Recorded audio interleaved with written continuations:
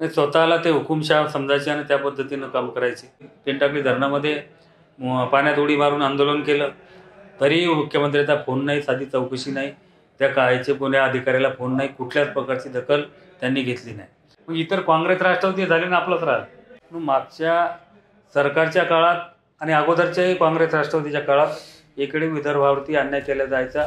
त्या बाळासाहेबांच्या विचाराला मोठमाती देऊन त्यांनी ही अभद्र युती मागच्या काळामध्ये केली, केवळ स्वतःच्या स्वार्थासाठी. मग तुम्ही मुख्यमंत्री राजे मुलाला मंत्री केलं आणि केवळ वैयक्तिक स्वार्थासाठी ही अभद्र युती करून आमच्या शिवसेनेचा पहिला विश्वासघात करण्याचं पाप जर कोणं केलं असेल, कोणं खरी गद्दारी केली असेल तर उद्धव ठाकरेंनी केलं. आता संजय राऊतनं असाच वेळ उचलला किंवा उद्धव ठाकरेची शिवनिष्ठांना संपवून उद्धव ठाकरे घरी बसवायचं असा कार्यक्रम संजय राऊतचा त्याच्यातून दिसतो.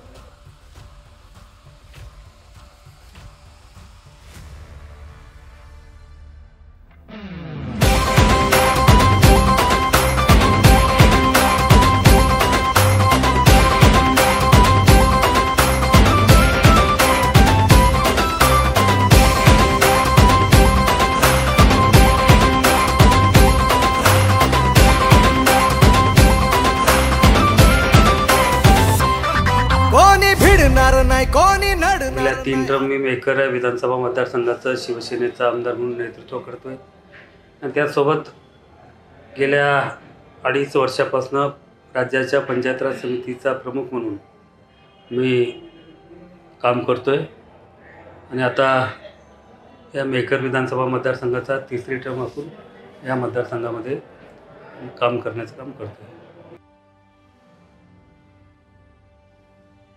गेले 11 वर्ष शिवसेना संघटनेमध्ये शाखा प्रमुख, नंतर उपविभाग प्रमुख, विभाग प्रमुख, उपतालुका प्रमुख, तालुका प्रमुख आणि बाजार समितीचा उपसभापती, सभापती आणि नंतर आमदार असा गेल्या 25 वर्षाचा माझा राजकीय कारकीर्द या ठिकाणी मी साध्या सैनिकापासून सुरुवात केली.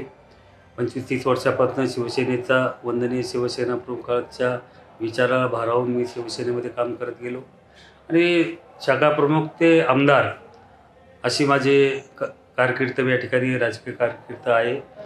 आणि शिवसेनेचा शाखा प्रमुख जे काही 80% समाजकारण, 20% राजकारण या माध्यमातून ज्या काही व्यक्ती आपल्याकडे आल्या तर प्रामाणिकपणे लोकांची सेवा करण्याचं काम, अडचणी सोडवण्याचं काम, सुखदुःखामध्ये धावून जाण्याचं काम, अनेक आंदोलनाच्या माध्यमातून जिथं शासकीय कार्यालयामध्ये लोकांना त्रास व्हायचा त्या ठिकाणी जाऊन सत्य परिस्थिती लक्षात घेऊन त्या लोकांना न्याय देण्याचं काम मी संघटनेमध्ये काम करत असताना अनेक आंदोलनं, विकास कामं, एक विधायक कामासाठी अनेक आंदोलनं मला करायचं काम पडलं. त्याच्यामध्ये माझ्यावरती 353 सारखे 13 गुन्हे आणि त्यानंतर या आंदोलनाचे नाही म्हटलं तरी 65 केसेस माझ्यावरती होत्या आणि मी कधी त्या केसेसची पर्वा केली नाही. परंतु संघटनेमध्ये जे काही शिवसेनेला अभिप्रेत आहे त्या पद्धतीनं काम करून या मतदारसंघामध्ये वेगळं वलय शिवसेनेच्या माध्यमातून माननीय खासदार साहेबांच्या नेतृत्वाखाली मी काम करत गेलो आणि निश्चित त्याची पावती या निवडणुकीच्या माध्यमातून लोकांनी मला दिली.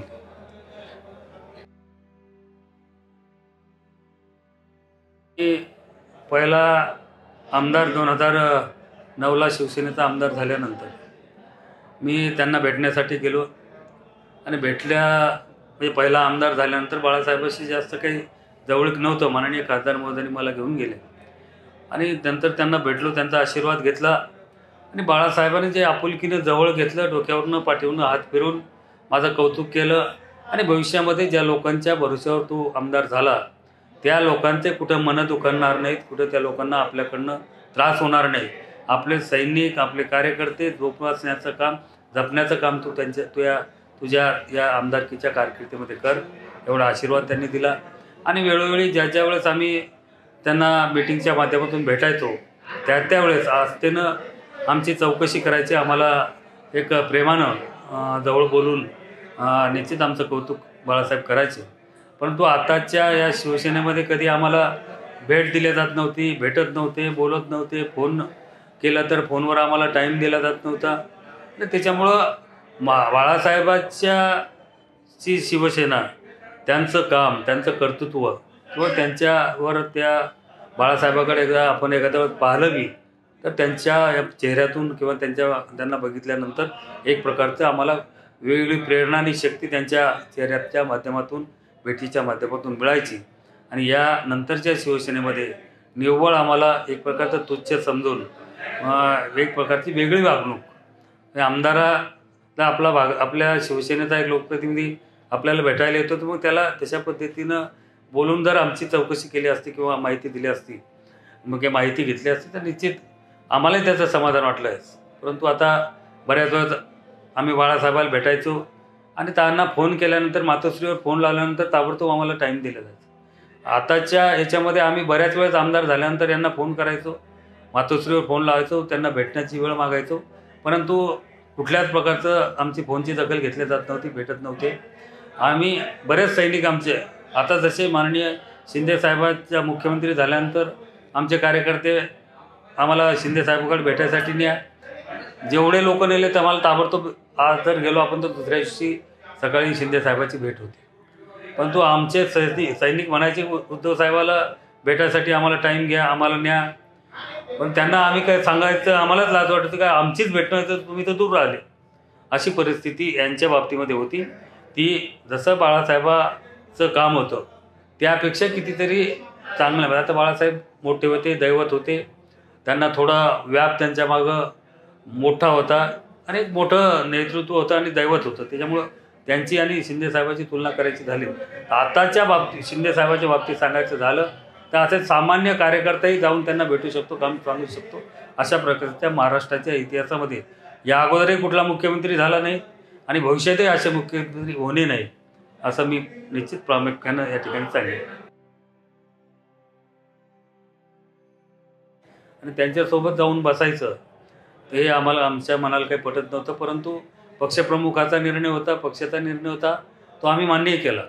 परंतु त्यावेळेस काँग्रेस, राष्ट्रवादी आणि शिवसेना असं आघाडीचं सरकार होतं आणि आपले मुख्यमंत्री होत आहेत या भावनेनं आम्हाला वाटलं कुठेतरी आपले मुख्यमंत्री झाल्यानंतर आपल्याला विकास कामाला न्याय त्या ठिकाणी मिळेल ही अपेक्षा होती. परंतु ज्यावेळेस आम्ही भेटी तर व्हायच्या नाही, परंतु बायचान्स 2-4, 5-10 वेळेस आम्ही भेटी झाल्या, आम्ही पत्र द्यायचो, त्या पत्राची कुठलीच दखल खालचे अधिकारी घ्यायचे नाही किंवा पत्र खालच्या टेबलवर यायचं नाही. हे पत्र दिलं, विकास कामं सांगितले, त्या कामं होण्याचं सोडा, त्या कामाची कुठल्याच प्रकारची दखल मागच्या सरकारच्या काळामध्ये घेतली गेली नाही. एकीकडे कोरोनाचं कारण सांगून कामं थांबवल्या जायची, म्हणजे कामं होत नाही, कोरोनामुळं आपण कामं करू शकत नाही असं निधी नसल्यामुळं आम्हाला कारणं सांगितले जायची. परंतु हे कारण तिन्ही पक्षासाठी असायला पाहिजे होतं. पण आता काँग्रेस आहे, राष्ट्रवादी आहे, शिवसेना, 3 पक्ष हे आपले मुख्यमंत्री आहेत, बाकीचे उपमुख्यमंत्री राष्ट्रवादीचे होते. मग कामं करत असताना जी कामं आम्ही सांगितली ती होत नाहीत आणि काँग्रेस राष्ट्रवादीच्या आमदारांनी जी कामं सांगितली, आमची जी काही कामं आहेत, मग ते उदाहरण द्यायचं झालं MECBचा आमचा डिव्हिजनचा विषय होता. मग काँग्रेसचं 2 वर्षापूर्वी आघाडी सरकार असताना डिव्हिजनचं काम झालं, आमचं अजूनही पेंडिंग होतं, ते शिंदेसाहेबांनी मार्गी लावलं. मग हे जर कामं होत असतील, विकास कामं होण्याची कोरोनाचं कारण तुम्ही जर सांगत असाल तर मग ते कारण सर्व तिन्ही पक्षाची कामं व्हायला नको होती. परंतु शिवसेनेचे आमदाराचे होत नाही, शिवसेनेच्या आमदाराला न्याय मिळत नाही, त्यांच्या मतदारसंघामध्ये निधी दिला जात नाही आणि विरोधकाच्या काँग्रेस राष्ट्रवादीच्या मतदारसंघामध्ये 25-15च्या माध्यमातून असे मतदारसंघ काही राष्ट्रवादीचे होते की तिथं 200-200 कोटीपर्यंतचा निधी 25-15च्या माध्यमातून दिला आहे. मग या अशा आम्हाला ज्यावेळेस ते असं लक्षात यायचं, त्याच्यामुळं आम्ही ते एक तर तसेही संपणार होतो.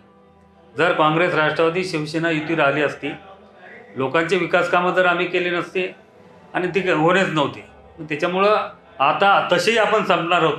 पुन्हा संघर्ष करून माननीय एकनाथ शिंदे साहेबांच्या नेतृत्वाखाली आम्ही, आणि ह्या अडचणी ज्यावेळेस आम्हाला ज्या काही यायच्या ते आम्ही सांगायचं, तर मग उद्धव साहेबाला काही वेळ नव्हता किंवा ते भेटत नव्हते. मग आम्ही माननीय राज्याचे आताचे मुख्यमंत्री आपले गटप्रमुख होते, त्यांच्या कानावरती घालायचं, साहेब असा विषय, आम्हाला पैसे भेटत नाही, विरोधकाला भेटतात, हे बरोबर नाही, आम्ही आता कुठेतरी राजकीय आमचा अस्तित्व संपतंय की काय, अशी परिस्थिती निर्माण झाली. मग साहेब त्यांच्या कानावरती घालायचा प्रयत्न करायचे, परंतु त्याच्यावर साहेबाच्या सांगण्याची दखल तिथे घेतल्या जात नव्हती. आणि त्या मागच्या काळामध्ये 2.5 वर्षात जे भोगलं आहे ते अत्यंत कठीण परिस्थितीमध्ये आमचे दिवस गेलेत. कुठल्याही 5 लाखाचंही काम घ्यायचं असलं तर त्याला कुठल्याच प्रकारची त्या कामाची दखल घेतली जात नव्हती, कामं होत नव्हती. परंतु माननीय राज्याचे मुख्यमंत्री एकनाथ शिंदे साहेब झाले जो काही सत्ता संघर्ष झाल्यानंतर आम्ही त्यांच्यासोबत गेलो, तसं पाहिलं तर मी पहिल्या 3मध्ये त्यांच्यासोबत या सत्ता तरामध्ये होतो. आणि कारण की त्यांचं कर्तृत्व आम्ही जवळून पाहिलेलं. जरी ते मागच्या काळामध्ये मंत्री असले, परंतु त्यांच्या विभागाच्या माध्यमातून आम्हाला बराच निधी दिला जायचा. आणि इतरही बजेटमध्ये काही जी कामं सुचवायची असेल, साहेबांनी सांगितले ते कामं आमचे त्याच्यामध्ये घेतले जायचे. म्हणून एक प्रकारचा त्यांच्याबद्दलचा वेगळा आदर म्हणजे आणि आम्ही जे सांगितलं त्याची दखल घेतली जाते. म्हणून त्या सर्व आमदारांमध्ये त्यांच्या प्रती वेगळी भावना निर्माण झाली. आणि कुठेतरी मागच्याही काळात आम्हाला वाटायचं शिंदेसाहेब मुख्यमंत्री होतील, परंतु तसं झालं नाही. केवळ त्या दोन्ही पितापुत्राच्या प्रेमा खातर किंवा साहेबाला बाजूला ठेवण्याचं काम पाप त्यांनी केलं. आणि ज्यावेळेस माननीय शिंदेसाहेब मुख्यमंत्री झाले आणि त्या मुख्यमंत्री झाल्यानंतर जे काही आता 1.5-2 वर्ष या ठिकाणी होत आहेत, की महाराष्ट्राच्या इतिहासामध्ये किंवा मेहकर विधानसभा मतदारसंघाच्या इतिहासामध्ये मागच्याही कधी आतापर्यंतच्या इतिहासामध्ये एवढी कामं आली नाही, भविष्यातही होणार नाही. अशा प्रकारचं या मतदारसंघामध्ये मी माननीय शिंदेसाहेब मुख्यमंत्री झाल्यानंतर 3 ते 3.5 कोटीची विकास कामं या मतदारसंघामध्ये मंजूर करून घेतली. आणि ते विकास कामाच्या भरोश्यावरच आता ही जे काही जनता आहे, एक प्रकारचा म्हणजे मुस्लिम असतील, दलित असतील, जे काही समाज आमच्यापासून दूर होते, पण ते विकास कामाच्या माध्यमातून जे काही कामं होताना ते पाहत आहेत. तर त्या लोकांचाही मोठ्या प्रमाणामध्ये शिवसेनेमध्ये येण्याचा कल या ठिकाणी वाढलेला आहे. त्याचं सर्व जर श्रेय द्यायचं झालं तर माननीय एकनाथ शिंदे साहेबांना मी देईल. कारण की आम्ही पत्र दिले की दुसऱ्या दिवशी कारवाई होते. आणि असे मुख्यमंत्री, त्यांना जर पत्र द्यायचं असलं तर कुठेही रस्त्यावरती पत्र घेणे, ताबडतोब बोनटवर एंडॉर्समेंट मारणारे पहिले मुख्यमंत्री राज्याला त्यांच्या रूपाने या ठिकाणी मिळालेले आहेत. आणि निश्चितच येणाऱ्या या उर्वरित राहिलेल्या वर्षामध्ये या मतदारसंघाची आताची परिस्थिती, मागच्या 45-50 वर्षाची परिस्थिती, स्वातंत्र्यापासूनची विधानसभा स्थापन झाल्या तेव्हापासूनची जी मतदारसंघाची परिस्थिती आणि आताची या 1.5-2 वर्षातली परिस्थिती, याच्यामध्ये जमीन आसमानचा फरक. आणि विकास कामाच्या माध्यमातून निश्चित या मतदारसंघाचा केवळ शिंदे साहेबांच्या नेतृत्वाच्या माध्यमातून ते मुख्यमंत्री झाले तेव्हापासून येणाऱ्या काळामध्ये या मतदारसंघाचा चेहरामोहरा बदललेला दिसेल. अशा प्रकारची विकास कामं त्यांनी दिलेली. स्वतःला ते हुकुमशाह समजायचे आणि त्या पद्धतीनं काम करायचे.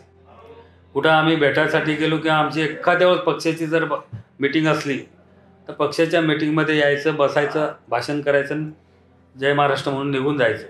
आम्हाला ही अपेक्षा होती की आपले पक्षाचे प्रमुख आपली मीटिंग घेत आहेत, मग त्यांनी आमच्याशी संवाद साधला पाहिजेत, बोललं पाहिजेत, काय कसं आहे मतदारसंघाची परिस्थिती, पक्षाची परिस्थिती, संघटनेमधल्या कामासंदर्भातल्या किंवा अशा पद्धतीने जर आमची चौकशी केली असते तर आम्हालाही त्याबद्दलचं नाही बाबा आपल्या पक्षप्रमुखांनी दखल घेतली, आपल्या ह्याच्या कामाची जे काही सांगितलं त्याची दखल घेऊन त्यांनी त्याच्यावर निर्णय घेतले. म्हणजे अशी त्यावेळेची तशी दखल घेतली जात नव्हती. आणि आता त्यांच्यात आणि यांच्यामध्ये आणि शिंदे साहेबाच्या बाबतीमध्ये आम्ही फोन केला की आम्हाला तर भेट होते की आम्ही जर ठरवलं एका दिवशी 10 वेळेस जर भेटायचं काम पडलं तर शिंदेसाहेब नाकारत नाहीत, भेट देतात, कामही करतात. आणि कामाच्या माध्यमातून या मतदारसंघामध्ये तुम्ही जरी फेरफटका मारला तर निश्चित शहरातच मारला तर या शहरामध्ये 500 कोटीच्या वरती कामं आता शहरामध्ये या ठिकाणी सुरू आहेत. आणि याचंही श्रेय मी शिंदे साहेबाला देईल. त्या 2 वर्षामध्ये काही वर्ष ते धरण भरलं नसल्यामुळं, दुष्काळ असल्यामुळे ते धरण भरलं नाही, परंतु ज्यावेळेस धरण परिपूर्ण 100% भरल्यानंतर सिंचनाच्या पाणी शेतकऱ्यांना कॅनलच्या माध्यमातून सोडलं जायचं. नदीपात्र ती केटीवर आहेत त्याच्यामध्ये पाणी सोडलं जायचं. परंतु 2-3 वर्ष व्यवस्थितपणे त्या धरणाच्यावर त्या कॅनलचं सिंचन झालं. पण पर्यायानं जे काम त्यावेळेसचं झालं आणि तिथला मातीचा दोष, त्या मुरमाचा दोष असल्यामुळं ते पाणी ते कॅनॉल पाझरू लागले, ते स्पिंग झाले खाली दबल्यामुळं. आणि पर्यायानं ते पाणी पाझरामुळे शेतकऱ्याचे जे काही कॅनलच्या साईडच्या खालच्या बाजूला जमीन, त्या पूर्ण जमिनी पेरणी अयोग्य व्हायच्या. म्हणजे रबी, खरीप आणि उन्हाळी कुठलंच पीक त्या शेतकऱ्याच्या हातामध्ये येत नव्हतं. अशी परिस्थिती त्या कॅनॉलची झाली होती. पण मी मागची आघाडी सरकारच्या काळात त्याचा पाठपुरावा केला. नंतर उद्धवसाहेब मुख्यमंत्री झाले, त्याच्यानंतर मी त्याचा वेळोवेळी पाठपुरावा केला. ते असताना मुख्यमंत्री असताना मी आंदोलनाचा इशारा दिला. वेळप्रसंगी त्यांची दखल घेतली नाही म्हणून पेनटाकळी धरणामध्ये पाण्यात उडी मारून आंदोलन केलं, तरीही मुख्यमंत्र्याचा फोन नाही, साधी चौकशी नाही, त्या काळाचे कोण्या अधिकाऱ्याला फोन नाही, कुठल्याच प्रकारची दखल त्यांनी घेतली नाही. मग आता हा जो प्रकल्प जो होता तो बजेटमधून वगळला होता. मग मी जयंत पाटील साहेबाला बरेच वेळेस भेटलो, परंतु त्यांनी त्याच्यामध्ये कुठल्याच प्रकारचं लक्ष दिलं नाही.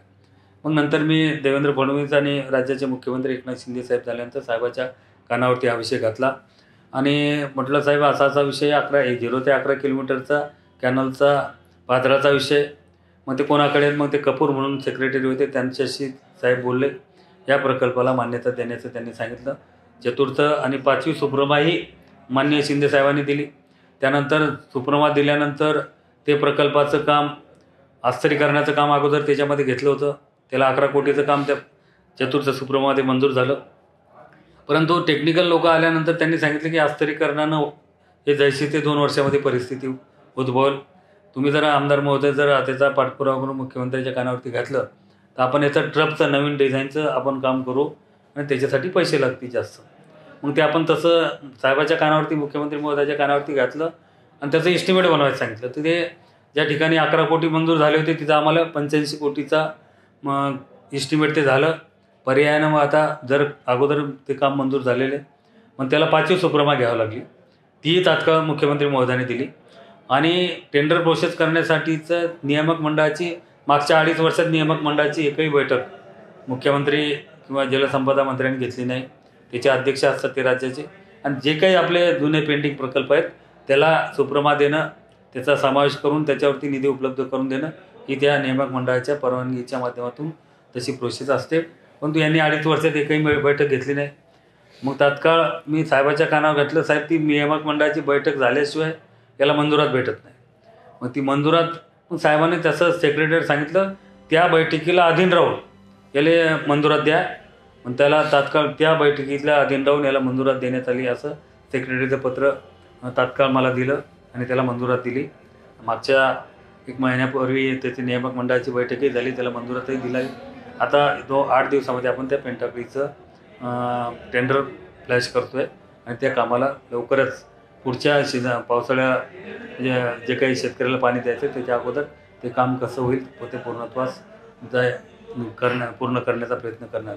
पण हे जे झालं आहे मागच्या मुख्यमंत्र्याच्या काळातही ते झालं असतं, त्याच्यावरती इतर काँग्रेस राष्ट्रवादी झाले ना आपलंच राहिलं. परंतु शिंदेसाहेब मुख्यमंत्री झाल्यानंतर 1 रुपया या प्रकल्पासाठी कमी पडू देणार नाही म्हणून त्यांनी सांगितलं आणि 585 कोटीचा या कामासाठी, म्हणजे आपलं हे कॅनॉलचंच काम नाही तर इतरही दुसरे कामं, त्या पुनर्वसनाची कामं आहेत, त्या प्रकल्पासाठी 585 कोटी रुपये शिंदे साहेबांनी केवळ त्यांच्या म्हणजे आपला लोकप्रतिनिधी आहे, आपल्या जवळचा आहे म्हणून त्याला तात्काळ मंजुरात शिंदे साहेबांनी दिली. आणि जर काही हे काम होतं मार्गी लागलं असेल ते फक्त आणि फक्त एकनाथ शिंदे साहेब आणि देवेंद्र फडणवीस साहेब यांच्या माध्यमातून लागलेले आहे.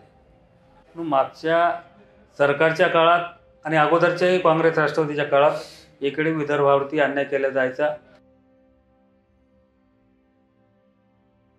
बिलही उशिरा त्यांना सबमिट करायचे सांगायचे मुद्दा म्हणून वरिष्ठ स्तरावरून, आणि ते बिलं कसे कमी येतील, विदर्भाला जेवढा काही पैसा दिला ते पैसा खर्चित कसा राहील याचं प्लॅनिंग पश्चिम महाराष्ट्रातले मंत्री करायचे आणि त्या माध्यमातूनच तशा पद्धतीने विदर्भाचा बॅकलॉग वाढत गेला. परंतु युतीचं सरकार आल्यानंतर आणि त्यातल्या त्यात आता एकनाथ शिंदे साहेब मुख्यमंत्री झाल्यानंतर तो बॅकलॉगचा जे काही निधी अगोदरच्या काळामधले म्हणजे राहायचा तो तशी परिस्थिती नाही. विदर्भासाठी आता त्यांनी निर्णय, जेवढा निधी दिला जातोय तो पैसा विदर्भातच खर्च झाला पाहिजे. जर त्या कामावरती होत नसेल विदर्भातही इतर कामावरती ते खर्च करण्याच्या तशा पद्धतीनं गाईडलाईन्स शासनाच्या आहेत आणि त्या पद्धतीतून कामं या ठिकाणी सुरू आहेत. चांगला निर्णय त्यांनी घेतला.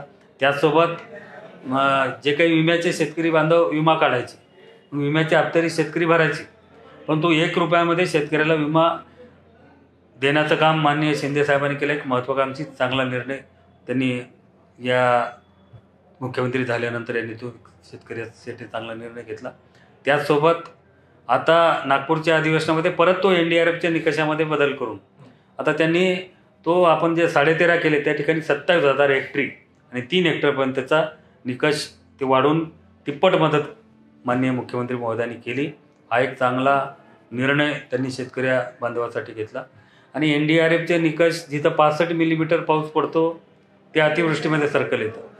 त्याच्यामुळे जिथं 65 मिलीमीटर पाऊस पडला तेच शेतकरी बांधवाला मदत त्या ठिकाणी मिळायची. परंतु यांनी त्याच्या निकषामध्ये बदल करून जिथं 65 मिलीमीटर पाऊस पडला ते तर निकषामध्ये आहेच, पण सततचा पाऊस जर 10 दिवस जर सततचा पाऊस पडला तो जर पाऊस 65 मिलीमीटर झाला तर तोही त्याच्यामध्ये समावेश केला. मग आता जे काही खंड पडायचा पाण्यामध्ये, मग एखादा पाणी पडल्यानंतर 20 दिवसाचा खंड पडला, 21 दिवसाचा खंड पडला तर मग त्या पिकाचं नुकसान व्हायचं, तोही त्याच्यामध्ये समावेश करून अजून एक जे आपल्या धुई आमच्या इकडे येते, त्याच्यानंतर एका पिकावरती अनेक किडीचे प्रादुर्भाव होतात. आता यावर्षी येलो मोजॅकमध्ये आपले लाल सोयाबीन पडून पिकाचं नुकसान होते. आता त्या निकषामध्ये याचाही समावेश करून माननीय शिंदेसाहेबांनी शेतकरी हिताचे एक चांगला आणि धोरणात्मक निर्णय घेऊन मागच्याही सरकारमध्ये पुन्हा असं धाडस केलं नाही, ते फक्त आणि फक्त शिंदेसाहेबांनी करून शेतकऱ्याला मोठ्या प्रमाणामध्ये दिलासा देण्याचं काम केलं. आणि आताच्या मागच्या सरकारच्या आतापर्यंतच्या काळापर्यंत जेवढी मदत मिळाली तेवढी मदत त्याच्या कितीतरी पटीनं यावर्षी जर मदतीचा आकडा पाहिला तर 44,000 कोटी रुपये. मग बँकेच्या रेग्युलर खातेदारापासून मागच्या बँकेचे कर्जमाफीचे काही शेतकऱ्याला परतही NDRFच्या निकषाच्या माध्यमातून जे काही मदत दिली तो आपल्या महाराष्ट्राच्या इतिहासामध्ये एवढी मदत मागच्या आदल्या कुठल्याच सरकारने दिली तेवढी मदत माननीय शिंदेसाहेबांनी या ठिकाणी दिली. त्यांनी एवढा अपप्रचार केला आहे, कुठेतरी गद्दार खोके. तसं पाहिलं तर माझा एक प्रश्न त्यांना राहील किंवा गद्दार आम्हाला तुम्ही गद्दार कशामुळे म्हणता की आम्ही भाजप सेनेसोबत युती केली. शिंदेसाहेबांच्या नेतृत्वात आम्ही जी काही बाळासाहेबाला अभिप्रेत असलेली युती की त्यांनी जी काही हिंदुत्वाच्या विचारावरती एकत्र येऊन प्रमोद महाजन असतील, गोपीनाथ मुंडे साहेब असतील यांच्या नेतृत्वाच्या माध्यमातून वंदनीय शिवसेना प्रमुख बाळासाहेब ठाकरे यांनी जी काही युती केली होती ती हिंदुत्वाच्या विचारावरती एकत्र आले आणि ती युती बाळासाहेबांनी केलेली होती. आणि बाळासाहेब एका त्यांच्या मुलाखतीमध्ये म्हटले होते की ज्यावेळेस काँग्रेस राष्ट्रवादीसोबत मला जायचं वेळ येईल त्यावेळेस मी माझं दुकान बंद करील, पक्ष मी घरी बसील, हे वंदनीय शिवसेना प्रमुख बाळासाहेब ठाकरे म्हणायचे.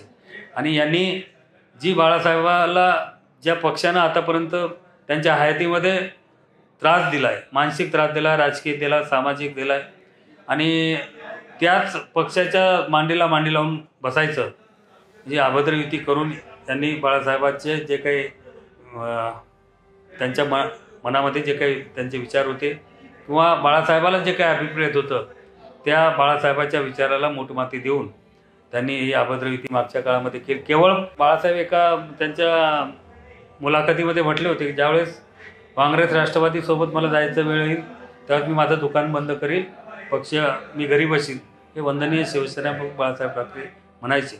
आणि यांनी जी बाळासाहेबाला ज्या पक्षानं आतापर्यंत त्यांच्या हयातीमध्ये त्रास दिला आहे, मानसिक त्रास दिला, राजकीय दिला, सामाजिक दिला आहे, आणि त्याच पक्षाच्या मांडीला मांडी लावून बसायचं जी अभद्र युती करून त्यांनी बाळासाहेबांचे जे काही त्यांच्या मनामध्ये जे काही त्यांचे विचार होते किंवा बाळासाहेबाला जे काही अभिप्रेत होतं त्या बाळासाहेबाच्या विचाराला मोठमाती देऊन त्यांनी ही अभद्र युती मागच्या काळामध्ये केली. केवळ स्वतःच्या स्वार्थासाठी, मग तुम्ही मुख्यमंत्री राजे मुलाला मंत्री केलं आणि केवळ वैयक्तिक स्वार्थासाठी ही अभद्र युती करून आमच्या शिवसेनेचा पहिला विश्वासघात करण्याचं पाप जर कोणं केलं असेल, कोणं खरी गद्दारी केली असेल तर उद्धव ठाकरेंनी केलं असं मी प्रामुख्याने या ठिकाणी म्हणेल की त्यांनी अभद्र युती केली. आम्ही जे काही आमची खुद्दारी करून प्रामाणिकपणे ज्या पक्षासोबत आम्ही आतापर्यंत युतीमध्ये लढलो त्या पक्षासोबत गेलो. एक चांगला निर्णय शिंदेसाहेबांनी, जे वंदनीय शिवसेना प्रमुख बाळासाहेब ठाकरे यांना अभिप्रेत असलेला निर्णय यांनी घेतला आणि भाजप सेनेच्या युतीच्या माध्यमातून राज्यामध्ये सरकार आणलं. हे अशा पद्धतीनं हॅमरिंग केल्यासारखं करण्याचा प्रयत्न हे करतायत. परंतु या जो काही मागचा निर्णय आला, ज्यांनी ज्या घटनेच्या आधारावर यांची घटना यांनी त्या आपल्या शिवसेनेच्या घटनेमध्ये पक्षप्रमुखच पद नाही, मग जुनी बाळासाहेबाची घटना आणि आताची घटना यांनी बदल केलेली घटना याच्यामध्ये फरक होता. आणि ते टेक्निकल जे काही विषय ते त्यांच्या मुलाखतीमध्ये अध्यक्षांनी त्या विषयाची चर्चा केलेली आणि त्या माध्यमातून जे काही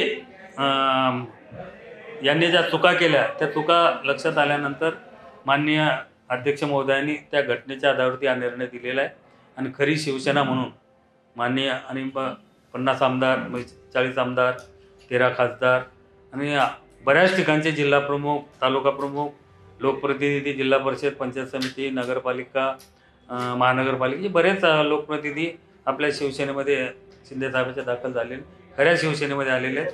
त्याच्यामुळं त्यांनी सर्व या घटनेच्या आधारे तो निर्णय दिलेला आहे आणि त्याच्यावरती आगपाखड ते करतायत आणि त्यांना दुसरा व्यवसाय राहिला नाही. आता संजय राऊतनं असाच वेळ उचलला आहे की शिवसेना उद्धव ठाकरेची शिवनिशाणा संपवून उद्धव ठाकरे घरी बसवायचं असा कार्यक्रम संजय राऊतचा त्याच्यातून दिसतो.